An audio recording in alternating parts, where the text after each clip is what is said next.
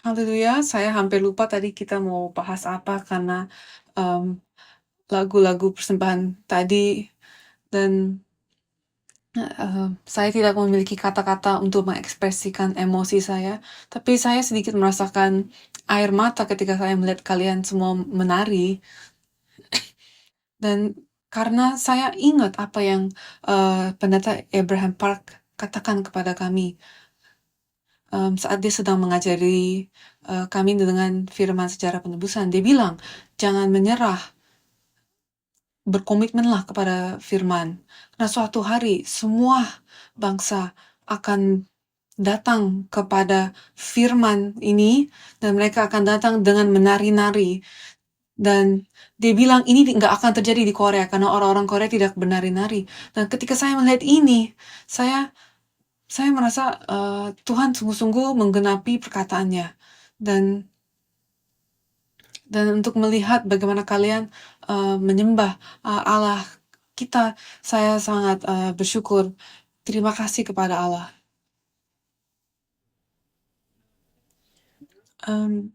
Hari ini saya akan berbagi khotbah dengan judul Iman dan Roh Kudus. Di dalam Ibrani pasal 11, di pasal tentang iman, dikatakan bahwa kita tidak bisa menyenangkan Tuhan tanpa iman, kan?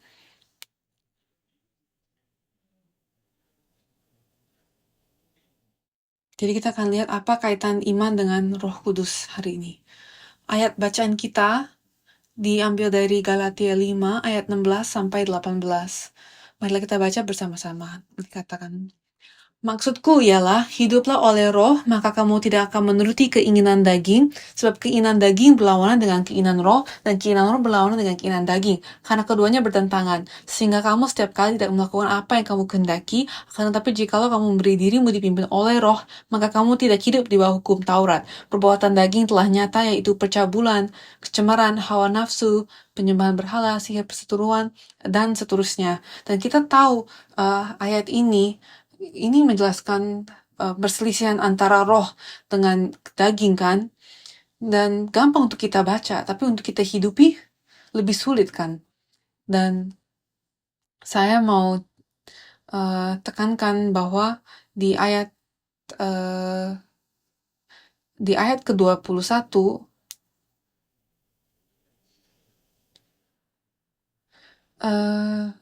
di maaf, kalau kita lihat di akhir kalimatnya dibilang kalau kita hidup oleh roh, maka kita tidak hidup menurut kedagingan, kan? Jadi ini membahas soal agama. Dan ini bukanlah kata yang diterima dengan baik di zaman ini, kan? Ini tidak berkonotasi positif di zaman kita sekarang, kan?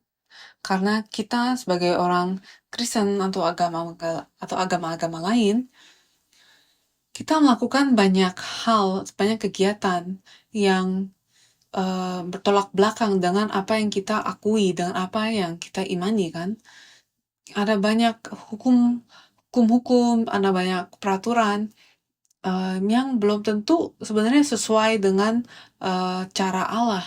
Dan ini disebut sebagai agama yang dibuat diri sendiri.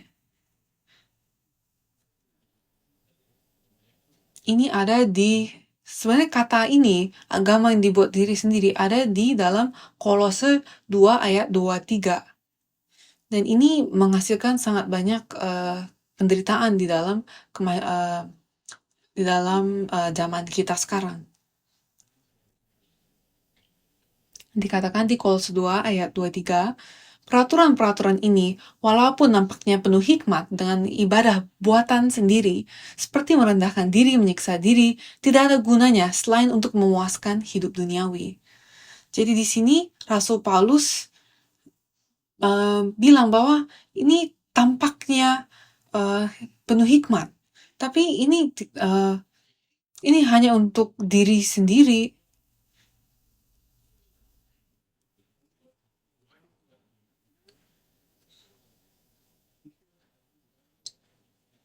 Dan kita sering mungkin melakukan peraturan-peraturan kita buat sendiri. Tetapi kita harus ingat bahwa di ayat ini dibilang bahwa tidak ada gunanya selain untuk memuaskan hidup duniawi. Jadi kita mungkin ikut serta dalam beberapa kegiatan-kegiatan agamawi, tetapi itu tidak ada, tapi ini tidak ada gunanya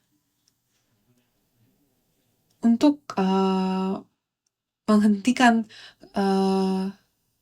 keinginan-keinginan kita yang jahat. Jadi agama yang dibuat diri sendiri ini, penderitaan yang kita berikan kepada diri kita sendiri, itu menunjukkan usaha kita sendiri, upaya kita sendiri untuk menyelesaikan masalah kita. Tapi Allah berkata, itu bukan cara yang saya inginkan. Jadi, mereka berkira bahwa daripada memiliki Alkitab, mereka memiliki buku peraturan. Mereka menghafal peraturan-peraturan, tetapi mereka tidak mengerti firman Allah. Jadi ketika Yesus datang, karena banyak ahli-ahli Taurat ini sangat mendalami Taurat tanpa mengerti firman Allah, mereka menolak Yesus. Dan ini bukan tujuan Allah. Karena fokus Allah adalah untuk menyelesaikan masalah dosa kita. Itulah yang Allah pedulikan di dalam pelayanan kita, dalam kehidupan kita, apapun yang kita lakukan. Fokus Allah itu adalah menyelesaikan masalah dosa kita. Jadi kalau kita melakukan hal lain di luar ini,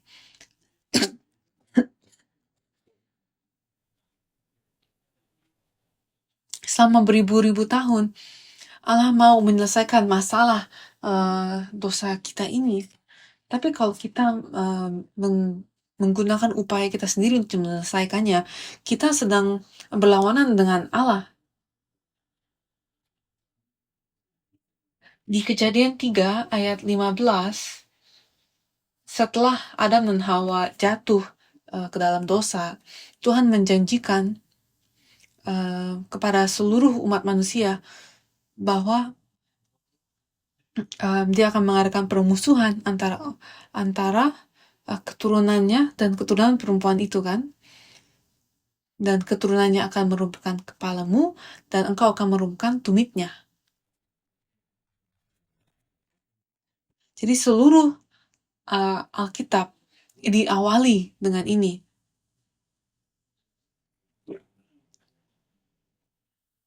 Seluruh Alkitab bersaksi tentang Yesus Kristus yang datang untuk merumpukan kepala iblis yang membuat kita jatuh dan membebaskan kita dari masalah dosa untuk selama-lamanya. Ini adalah kisahnya dari awal, dari kitab Kejadian hingga akhir di kitab Wahyu. Dan inilah yang kita sebut sebagai sejarah penebusan. Jadi Alkitab yang sedang kita pelajari sekarang ini adalah buku tentang sejarah penebusan. Kita tidak diselamatkan oleh perbuatan kita sendiri. Kita diselamatkan hanya melalui ini.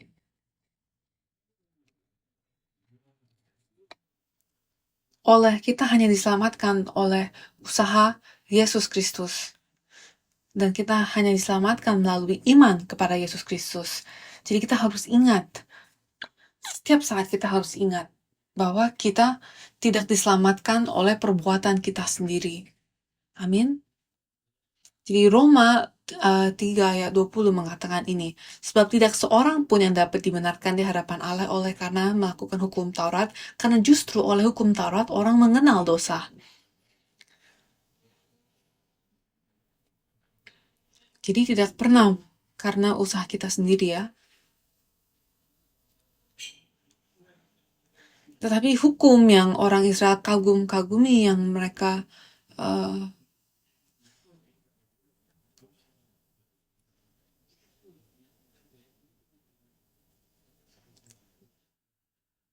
yang mereka banggakan, yang mereka pikir adalah milik mereka, itu mereka tidak tahu bahwa melalui hukum mereka juga mendapat pengetahuan akan apa itu dosa. Siapa yang membutuhkan peraturan? Siapa yang membutuhkan hukum?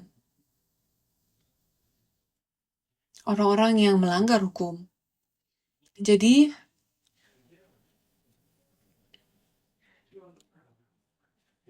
fakta bahwa kaum Israel menerima hukum Allah di Sinai itu menunjuk bahwa mereka adalah pendosa. Ketika kita menerima firman Allah, itu karena kita adalah pelanggar firman Allah. Jadi makanya kita butuh hukum itu supaya kita dapat pengetahuan akan dosa, supaya kita dapat membedakan apa yang baik dan apa yang jahat. Tapi kalau misalnya kita pergi ke dokter yang baik, dia harus memberikan kamu jawaban kan, apakah kamu sehat atau apakah kamu sakit. Hukum itu diberikan oleh kasih karunia Allah kepada orang-orang pendosa karena Yesus akan menyelamatkan umatnya dari dosa-dosa mereka.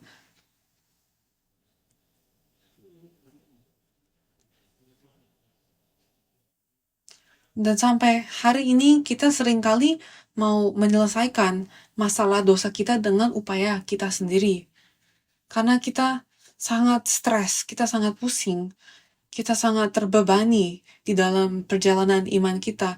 Sampai kita merasa aku harus melakukan ini, aku harus melakukan itu. Tetapi ia tidak salah untuk melayani Allah dengan ini dan itu tidak salah. Tetapi itu berasal dari hati yang seperti apa, itulah yang harus kita perhatikan.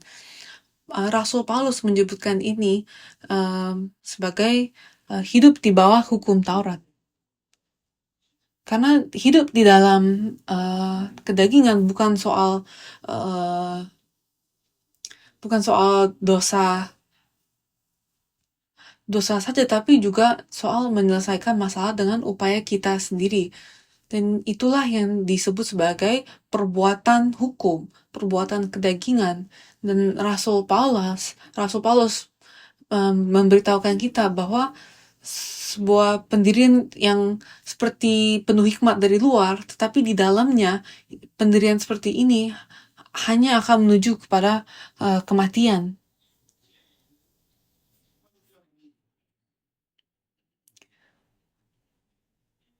Perbuatan itu selalu dapat dilihat kan, seperti dikatakan di Galatia 5 ayat 19.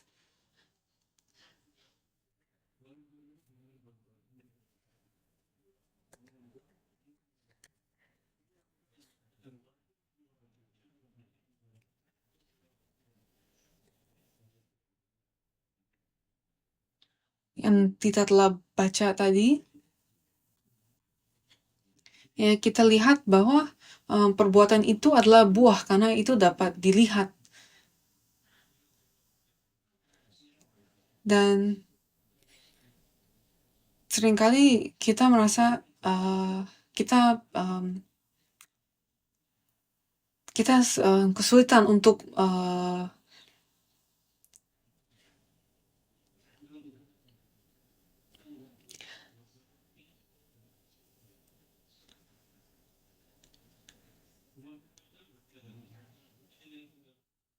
di Roma 8 ayat 6 dikatakan bahwa karena keinginan daging adalah maut, tetapi keinginan roh adalah hidup dan damai sejahtera.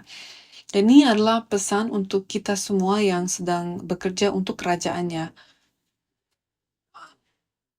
Apakah Tuhan adalah seorang pemimpin budak yang membuat kita bekerja terus panjang waktu? Tidak kan? Allah kita bukanlah seorang tuan budak.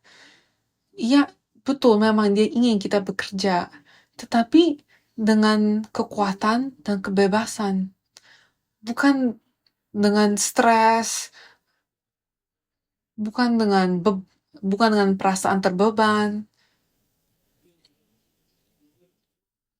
Nah, Allah memberikan kepada kita kekuatan dan kebebasan yang sangat besar, dan Dia memberikan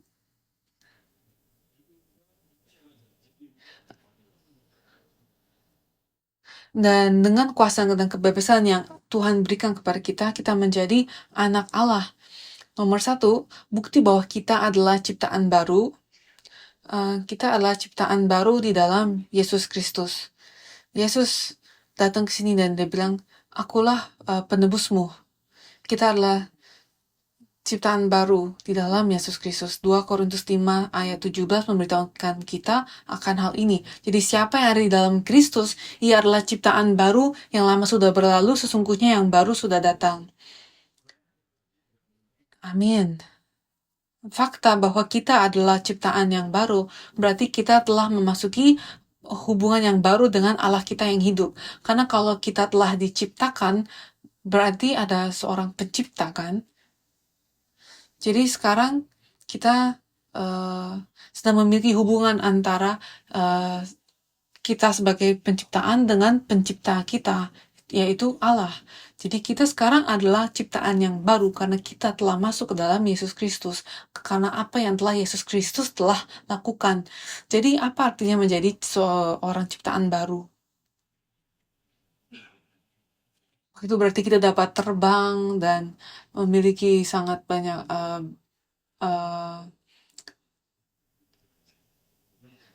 kita bisa berbahasa roh atau apa itu. Bagaimana kalian yakin kalau kalian telah menjadi ciptaan yang baru?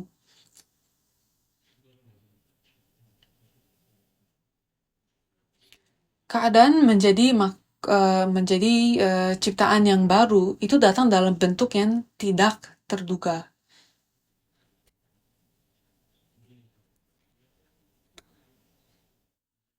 Kalau kita adalah ciptaan yang baru di dalam Yesus Kristus, kita telah memasuki sebuah peperangan. Kejadian 3 ayat 15, inilah yang Tuhan katakan, ya kan? Dia akan menaruh permusuhan antara keturunan dan keturunannya. Jadi inilah tandanya. Peperangan internal kita membuktikan bahwa kita sekarang telah memiliki seorang lain di dalam diri kita sendiri, yaitu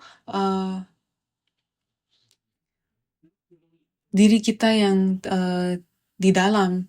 Di luar saya tetap Joanna P, ya kan? Tapi di diri saya sendiri ada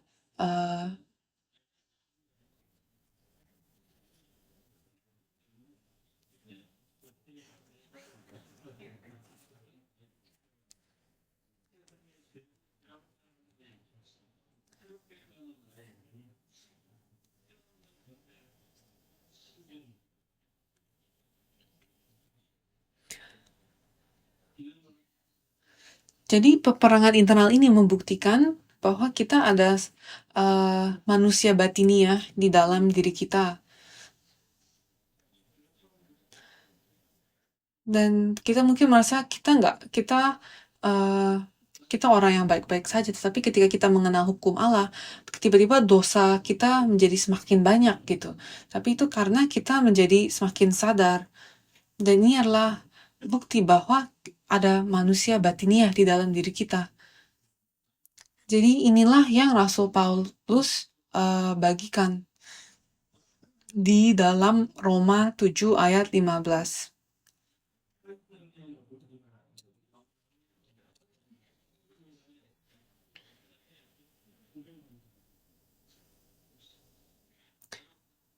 Karena bukan apa yang aku kehendaki yang aku perbuat, tetapi apa yang aku benci, itulah yang aku perbuat.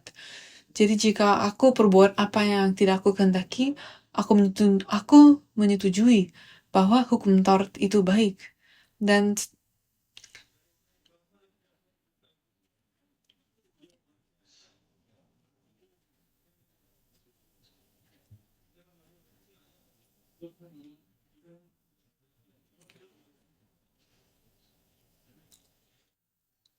manusia batinnya kita ialah yang setuju dengan firman Allah, ya kan? Jadi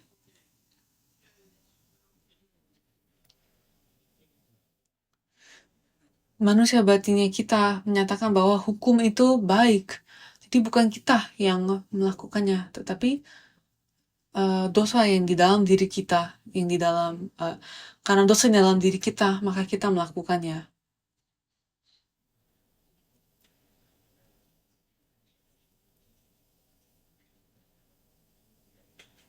Kita mengkhawatirkan banyak hal yang orang-orang dunia bahkan tidak pikirkan.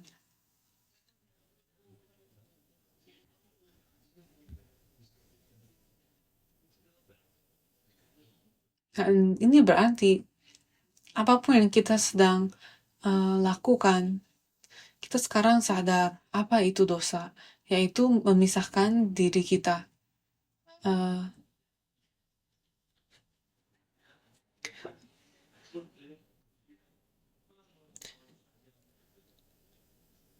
Dan di ayat 18 dikatakan, sebab aku tahu bahwa di dalam aku, yaitu dalam aku sebagai manusia tidak ada sesuatu yang baik.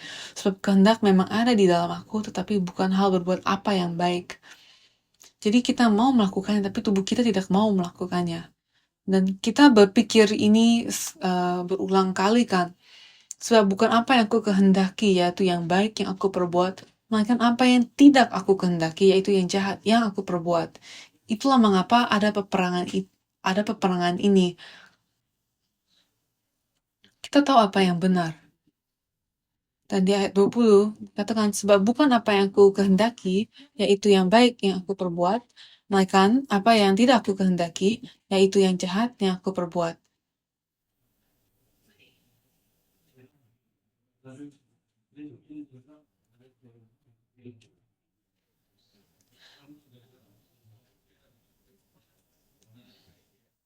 Jadi di dalam diri kita ada yang jahat dan ada yang baik. Inilah menjadi sebuah ciptaan baru, memiliki manusia batinia. Dan di ayat 22,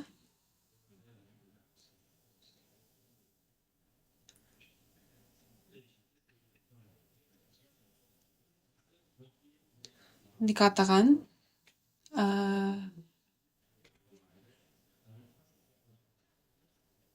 sebab di dalam batinku aku suka akan hukum Allah, tetapi dalam anggota-anggota tubuhku aku melihat hukum lain yang berjuang melawan hukum akal budiku dan membuat aku menjadi tawanan hukum dosa yang ada di dalam anggota-anggota tubuhku. Aku manusia celaka. Siapa yang akan melepaskan aku dari tubuh maut ini? Jadi Rasul Paulus aja melalui peperangan seperti ini, apalagi kita di hari ini. Jadi ini adalah apa yang dilalui setiap ciptaan baru. Jadi kalau kita sedang melalui masa ini, marilah kita mengucap syukur kepada Allah karena ini adalah bukti bahwa kita adalah miliknya. Karena meskipun manusia batinnya kita kecil di dalam diri kita sekarang, tapi lambat laun dia akan semakin besar. Dan Tuhan ingin kita memenangkan pertarungan ini. Dan kemenangan adalah milik kita melalui kasih Kristus. Dan kita tidak bisa melakukan ini dengan kekuatan kita sendiri karena tidak ada satu hal baik pun yang keluar dari diri kita dan kita harus memaklumi hal tersebut. Kita harus mengakui hal tersebut. Dan kita lihat dari awal bahwa hanya keturunan perempuan itu yang akan meremukkan kepala perlawanannya kan, bukan kita tetapi hanya Yesus.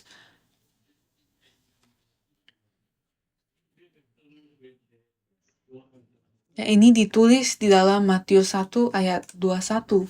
Ia akan melahirkan anak laki-laki dan engkau akan menamakan dia Yesus karena dialah yang akan menyelamatkan umatnya dari dosa mereka.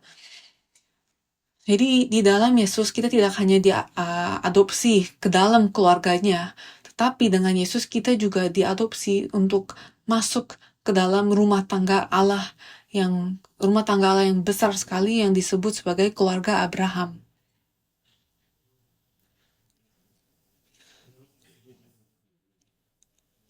Abraham, bapa dari segala bangsa.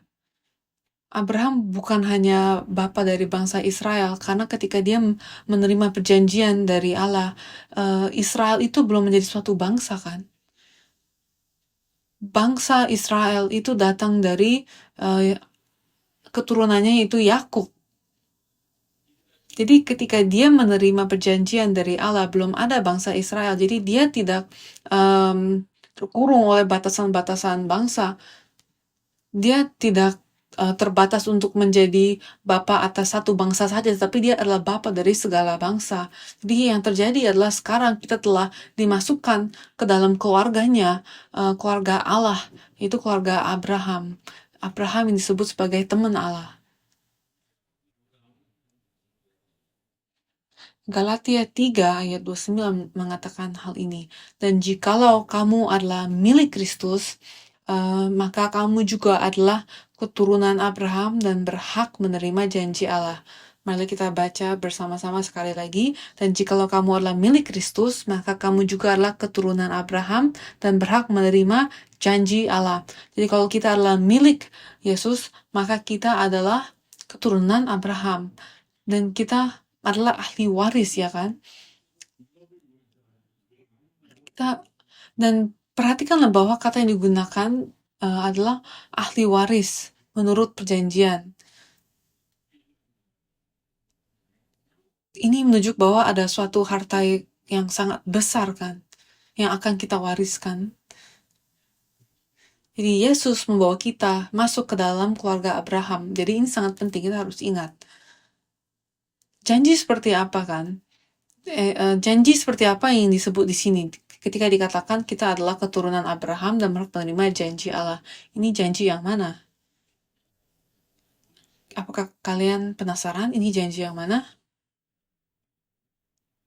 Apa yang menjadi janji Allah kepada Abraham? Apa yang menjadi janji Allah kepada kita melalui Abraham? Karena kita sekarang adalah bagian dari rumah tangga Abraham, berarti kita telah masuk ke dalam silsilah Yesus. Jadi silsilah di dalam Matius 1 itu diawali dengan Abraham. Di Matius 1 ayat 1 itu diawali dengan Abraham kan?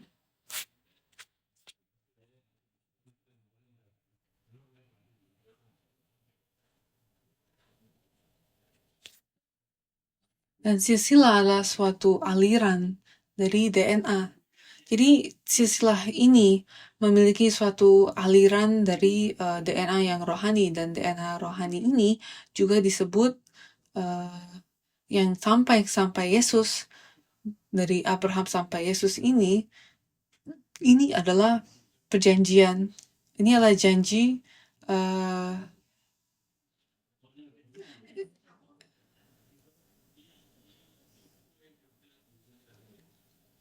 jadi setiap orang yang ada di dalam silsilah Yesus, mereka menerima janji ini yang ada di Kejadian 3 ayat 15, yaitu mereka menjadi keturunan perempuan itu yang menghancurkan, yang meremukkan kepala musuhnya. Dan silsilah ini adalah silsilah kerajaan, karena yang di dalam yang masuk ke dalam silsilah ini adalah raja-raja. Jadi ini adalah sebuah silsilah kerajaan. Jadi semua orang yang masuk ke dalam silsilah ini adalah seorang raja, karena ketika kita melalui iman masuk ke dalam silsilah Yesus, kita menjadi keturunan Abraham, dan kita menjadi raja yang akan membangun kerajaan Allah. Dan setiap orang dalam silsilah ini, mereka berpegang kepada perjanjian Allah. Dan mereka percaya bahwa mereka akan bahwa mereka adalah bagian dari keturunan yang Allah janjikan di Kejadian 3 ayat 15. Jadi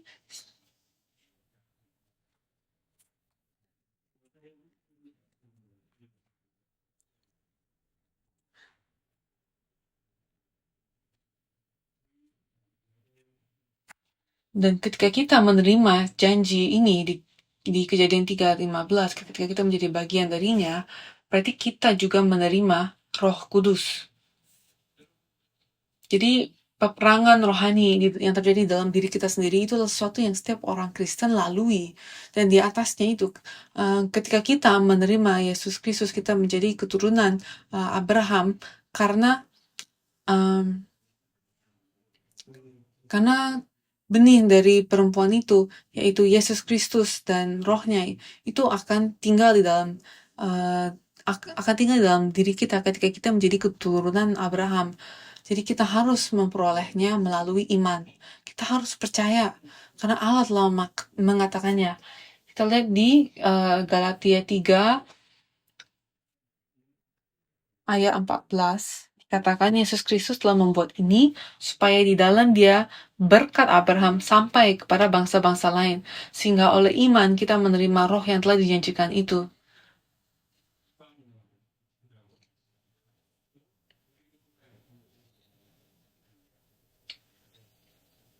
Jadi janji akan Roh Kudus hanya datang melalui iman. Dan marilah kita lihat di Galatia 3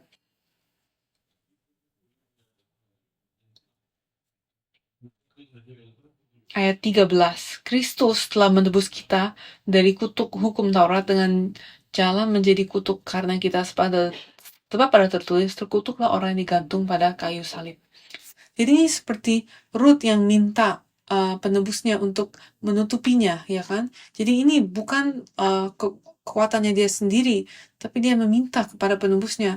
Dan seperti cara yang serupa, Yesus harus menutupi kita, karena kita tidak bisa menutupi diri kita sendiri. Dan dengan cara seperti itu, Yesus akan membawa berkat Abraham kepada kita. Jadi mereka yang adalah keturunan Abraham, mereka tidak akan di bawah hukum Taurat. Dan ini adalah sejarah Israel. Dan mengapa janji Abraham itu lebih besar daripada hukum Taurat. Ini juga ada di Galatia 3 ayat 15 sampai 18. Saudara, ayat 15 sampai 18. Saudara-saudara, banyak ku pergunakan suatu contoh dari hidup sehari-hari, suatu wasiat yang telah disahkan, sekalipun ia dari manusia, tidak dapat dibatalkan atau ditambahi oleh seorang pun. Jadi janji ini dibuat oleh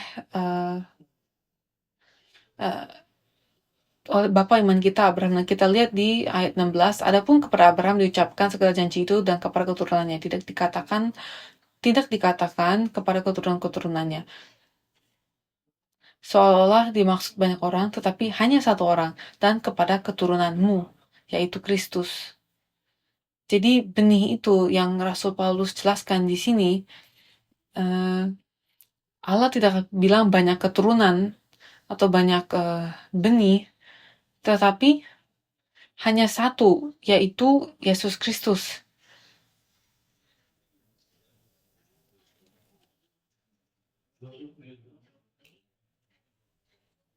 Jadi melalui perjanjian, Allah menghubungkan Abraham dengan Yesus Kristus. Di Kejadian 22 itu adalah suatu pasal yang luar biasa. Karena di sana Allah membuat suatu janji dengan Abraham yang tidak akan berubah seiring berjalannya waktu. Dan yang saya mau katakan adalah karena janji itu yang Allah buat dengan Abraham, hukum Taurat yang datang 430 tahun kemudian itu tidak mengubah perjanjian ini. Berarti perjanjian itu lebih tinggi daripada hukum.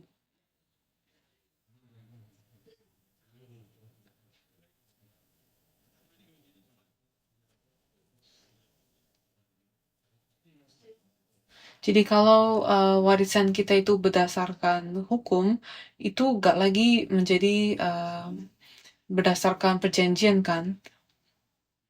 Tapi Allah telah memberikannya kepada Abraham melalui perjanjian.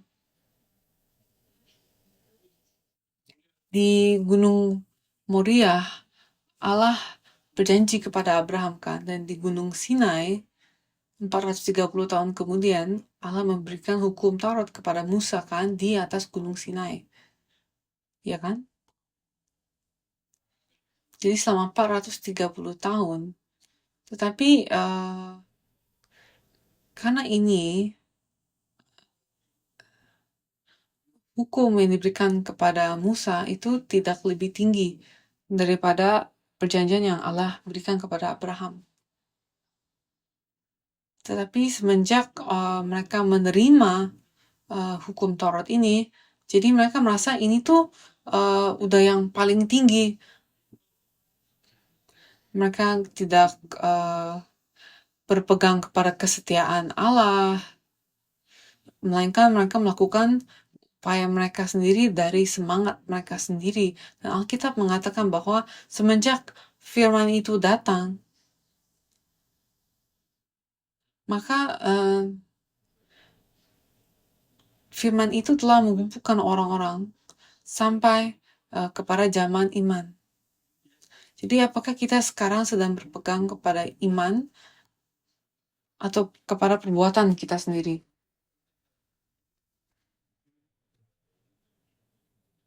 Ini mungkin tampak mirip kepada kita, tetapi sangat beda dan kita dapat lihat itu dari buahnya. Kita berpegang kepada kekuatan diri kita sendiri. Tapi kalau kita sungguh-sungguh percaya kepada Allah dan berserah kepadanya, maka dari sana saja kita akan menghasilkan buah roh. Jadi buah itu nampak dalam kehidupan kita, mau kita berada dimanapun. Dan di Galatia 3,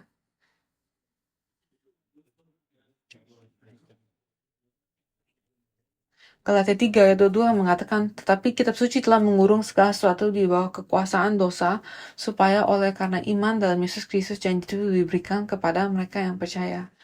Jadi untuk kita dapat capai ke sana, ada waktu yang telah ditentukan ya kan? Dan kita semua telah sekolah kan selama sekitar 12 tahun ya kan? Nah, perjalanan iman kita pun ada banyak tahap, ada banyak tingkat. Dan kita semua sedang menuju akhir yang sama, yaitu perjanjian melalui iman di dalam Yesus. Jadi apa yang terjadi ketika iman itu datang? Apa yang terjadi ketika kita telah mampu untuk sungguh-sungguh percaya kepadanya dan kita dapat mendengar firman-Nya? Jadi apa yang terjadi? Galatia 3 ayat 23 sampai 25 mengatakan sebelum iman itu datang, kita berada di bawah pengawalan hukum Taurat dan dikurung sampai iman itu telah dinyatakan. Jadi hukum Taurat adalah penuntun bagi kita sampai Kristus datang supaya kita dibenarkan karena iman.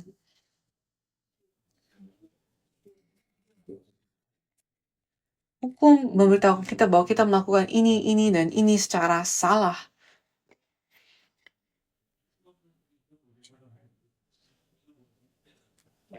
Tapi ketika kita telah sadar apa yang salah, kita harus melihat ke Yesus. Karena hanya Yesus yang dapat menyelesaikan masalah dosa kita. Dan ketika kita percaya bahwa kita sudah dibebaskan dari ini, marilah kita baca sekali lagi Roma pasal 7 ayat 5 sampai 6. Sebab waktu kita masih hidup di dalam daging, hawa nafsu dosa yang dirangsang oleh hukum Taurat bekerja dalam anggota tubuh kita agar kita berbuah bagi maut, tetapi sekarang kita telah dibebaskan dari hukum Taurat, sebab kita telah mati bagi Dia yang mengurung kita, sehingga kita sekarang melayani dalam keadaan baru menurut roh dan bukan dalam keadaan lama menurut huruf hukum Taurat.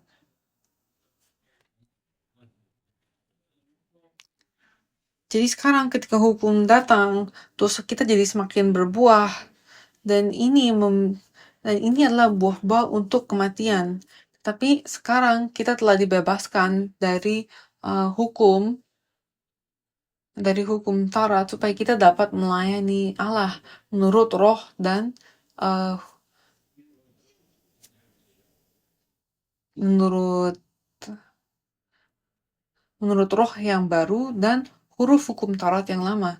Jadi, hukum Taurat atau huruf kedagingan, upaya manusia, dan roh itu adalah iman, perjanjian, dan kasih karunia Allah. Jadi sebelum hukum Taurat, kita hidup di dalam ketakutan. Kita hidup dalam ketakutan, kalau saya berbuat salah, saya akan mati. Tetapi setelahnya iman datang dan roh itu datang. Jadi kita dapat mengaku dosa kita kepada Allah kita. Kita tahu kita harus berpaling ke siapa sekarang. Dan kita harus berpegang kepada tangan Yesus dengan percaya bahwa Dia akan menyelesaikan dengan tuntas setiap masalah dosa di dalam diri kita sendiri. Jadi dengan cara seperti inilah kita akan maju terus ke depan tanpa mengalami kelelahan. Dan di Efesus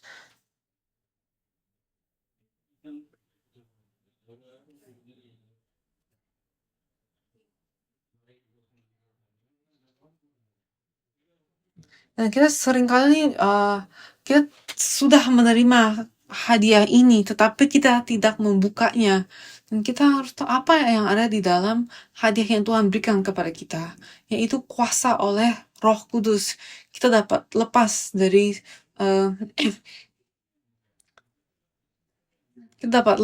segala usaha kita, dan kita percaya Yesus sungguh-sungguh, dan kita mengakui Allah, dan kita melakukan segala sesuatu di dalam kekuatan kita dengan berserah kepada Yesus, maka di saat itulah Roh Kudus akan mengambil alih dari hidup Anda.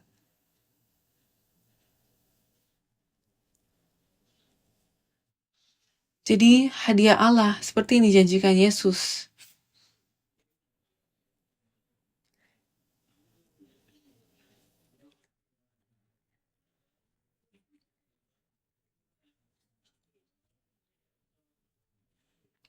Di Yohanes 16 ayat 7, Yesus bilang, ada lebih berguna bagi kamu jika aku pergi. Sebab jika aku tidak pergi, penghibur itu tidak akan datang kepadamu. Tetapi jika aku pergi, aku akan mengutus dia kepadamu. Dan firman pada semulanya itu tidak ada rupa kan, karena Allah adalah firman, dan pada mulanya firman itu belum memiliki rupa apapun. Dan makanya di Yohanes 16 ayat 7 Yesus menjelaskan bahwa penghibur itu adalah Roh Kudus, dan dia akan membuat kita ingat akan semua yang Yesus katakan kepada kita. Jadi kita harus membuka hadiah ini sudah menjadi milik kita. Di Efesus 3 ayat 7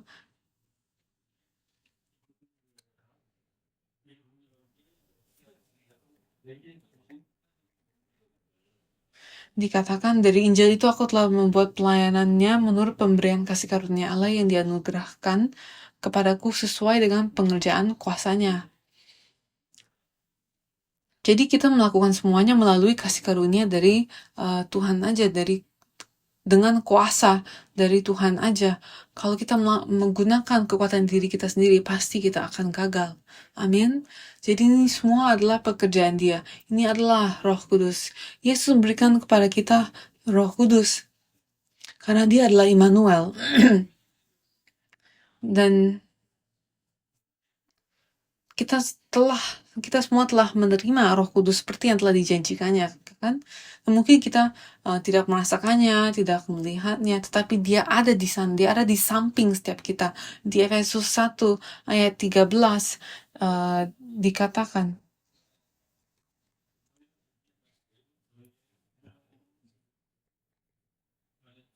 di dalam Dia kamu juga, karena kamu telah mendengar firman kebenarannya, itu Injil keselamatan, di dalam Dia kamu juga, ketika kamu percaya, dimeteraikan dengan Roh Kudus yang dijanjikannya itu. Jadi seperti yang kita belajar kemarin, kita telah dimeteraikan di dalam Dia melalui Roh Kudus dan perjanjian. Perjanjian yang tidak dapat dilanggar oleh Tuhan kita. Dan dari sana ada kuasa yang akan mengalir. Dan dikatakan di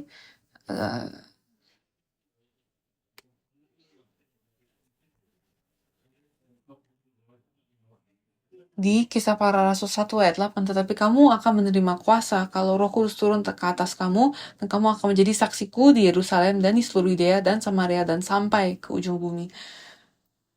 Roh Kudus telah dicurahkan kepada kita. Marilah kita sungguh-sungguh percaya kepada ini. Marilah kita lepas dari setiap pikiran kedagingan kita. Dan di 1 Tesalonika 1 ayat 5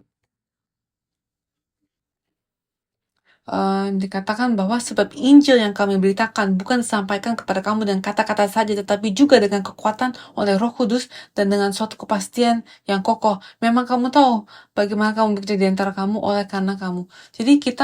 Uh, jadi kita dapat berdiri dengan kekuatan ketika Roh Kudus itu beserta, ketika Roh Kudus itu menyertai kita.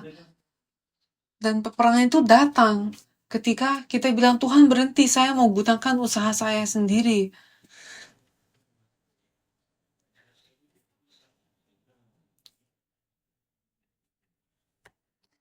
Dan di dalam Efesus 3 ayat 14-16 dibilang, itulah sebabnya aku sujud kepada Bapa, yang daripadanya semua turunan yang di dalam surga dan di atas bumi menerima namanya. Aku berdoa supaya ia menurut kekayaan kemuliaannya menguatkan dan meneguhkan kamu oleh rohnya di dalam batinmu. Jadi kekuasaan Allah melalui rohnya di mana? Di dalam manusia batinnya kita.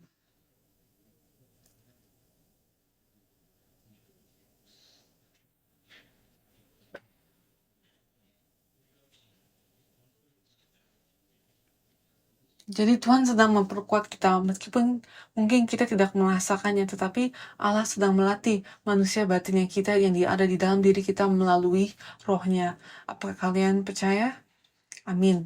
Jadi Roh Kudus sedang bekerja menguatkan manusia batinnya yang ada di dalam diri kita, dan Rasul Paulus menyebutkan ini sebagai Kristus yang ada di dalam kamu, yang dapat ditemukan dalam Kolose 1 ayat 26-27. Ini adalah sebuah misteri dari Allah. Misteri Allah itu adalah Kristus di dalam kamu. Jadi kita harus dengar suara Bapa kita. Kita harus hentikan perkelahian ini. Seperti Yakub yang berkelahi dengan malaikat. Kita sekarang dapat berbicara kepada Allah kapan saja, karena dia ada di dalam diri kita, ya kan? Dan kita dapat kasih tahu dia kelemahan apapun yang kita miliki, karena dia akan datang dan mendekati kamu saat kamu datang untuk berdoa kepadanya. Jadi ketika kita berdoa, kita sedang berbicara kepada Allah sendiri. Kita harus ingat akan hal itu. Jadi di Ulangan 4 ayat 7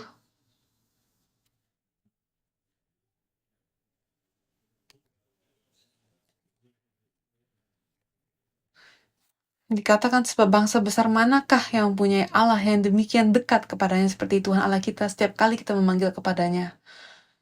Jadi Allah itu begitu dekat dengan kita. Amin. Inilah cara untuk kita dapat menggunakan kekuatan Roh Kudus yang ada di dalam diri kita. Karena kita ingat kan, kalau kita tidak dapat berkata-kata di dalam doa, Roh Kudus yang akan berbicara. Iya kan?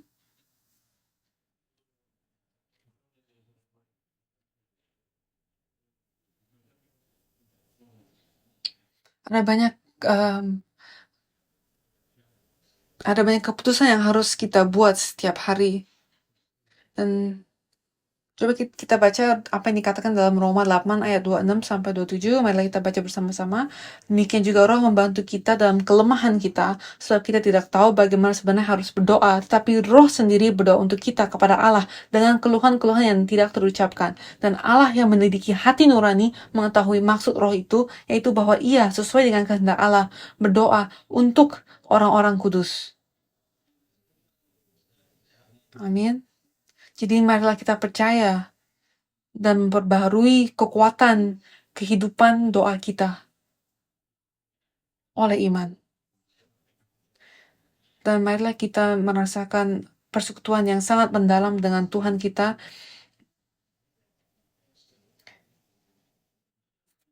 melalui iman.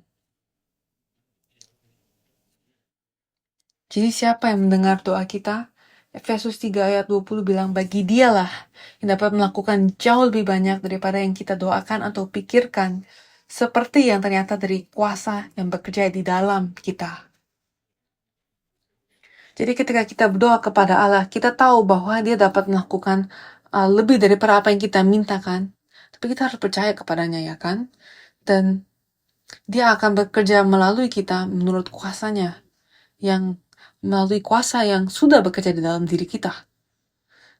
Jadi saudara-saudara, setiap kali kita menghadapi kesulitan atau peperangan di dalam batin kita,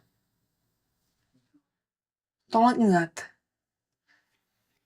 bahwa itu adalah bukti bahwa kita adalah ciptaan baru di dalam Yesus Kristus. Dan kedua, ketika kita menghadapi masa-masa yang sulit, marilah kita ingat bahwa ini adalah waktu untuk ingat kebenaran dan memperkokohkan iman kita dan masa untuk dan kita ingat untuk berbicara kepada Allah kita, karena itulah yang Allah ingin. Itu di saat itulah manusia batinnya kita bertumbuh dan dia akan memperkuatkan kita untuk melampaui diri kita sendiri, melampaui dosa dan melampaui dunia ini. Amin. Jadi dia akan membuat kemenangannya menjadi milikmu juga. Di Filipi 4 ayat 6-7, saya sangat suka dengan ayat ini.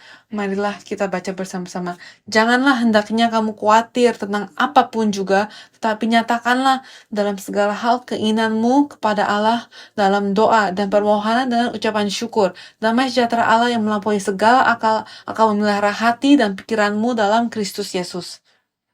Jadi kita tahu bahwa dia dapat melakukan hal yang lebih dari apa yang kita minta, ya kan? Jadi kita harus berdoa dengan ucapan syukur.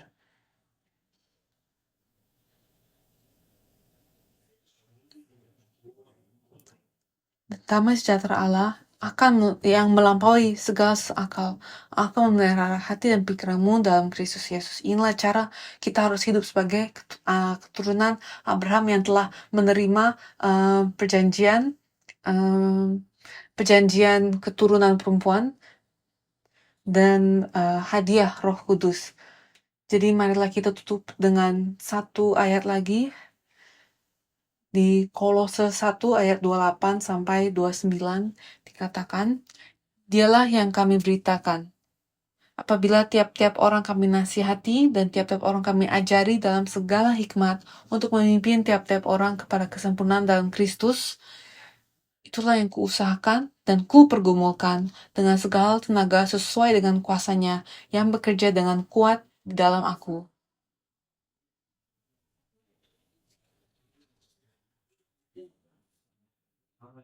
Jadi ini segala tenaga sesuai dengan kuasanya, bukan kuasa kita.